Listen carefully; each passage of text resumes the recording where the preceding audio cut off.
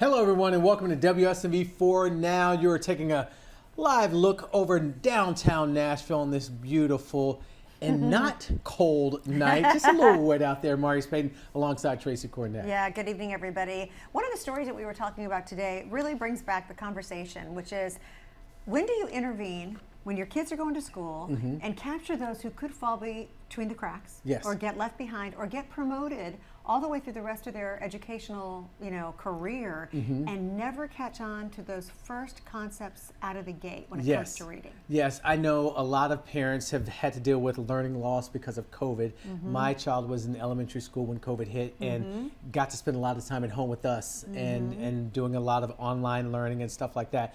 And that didn't translate through testing how people had thought it would, and that's why we're running into some of the problems that we have now. So we want to take a look at Lydia's piece today, and then we're going to talk about this, and we would love to hear your input on some of this too.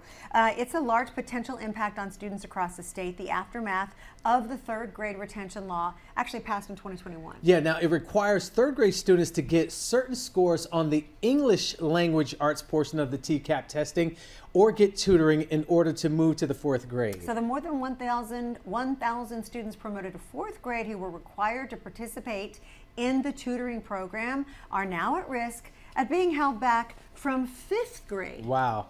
That's a lot going on and a lot for parents to grasp a hold of. Now, for that group of the now fourth graders moving up to fifth grade is a contingent on them achieving acceptable growth on the ELA portion of the TCAP testing. But what we learned from Tuesday night's board meeting is that the state has not outlined exactly what that acceptable growth really means. They've not defined it. MNPS leaders say the best case scenario is that 400 to 500 students would be held back from fifth grade.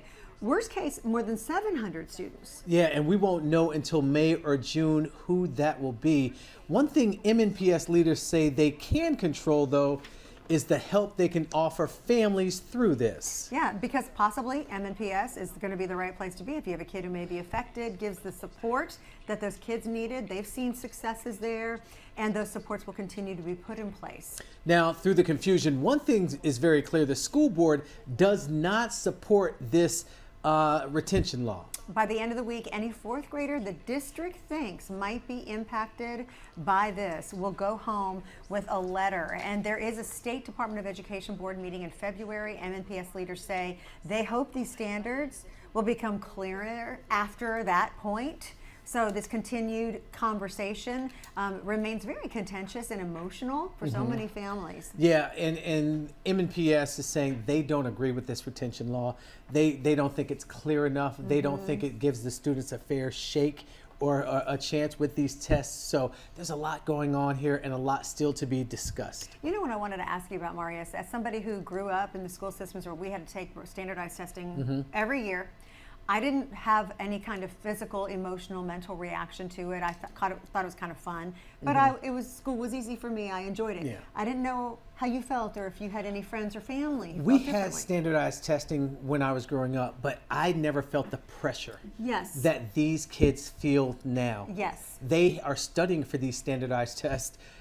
That was something that we never had to do. This was a test that we took in conjunction with everything else we were doing. There was not a big deal made about it. Exactly. And now it's totally changed. And it's interesting. It's like the pressure on kids. Yes, kids have to learn how to deal with pressure. But when it comes to like this kind of consequence, it's really scary. I think about them and I hear from parents, and I don't have kids in that age group anymore. So I don't know what that's like, but I was really eager to hear from a lot of the parents how they felt and if their kids had physical reactions to this kind of stress. Well, I see the parents that we've talked to through the year they've had physical reaction to the possibility of their kids being retained and held back in the third grade. This is something that's real for them. And remember when they were initially doing this law, the testing were, for kids that were, let's say they spent the summer with their father.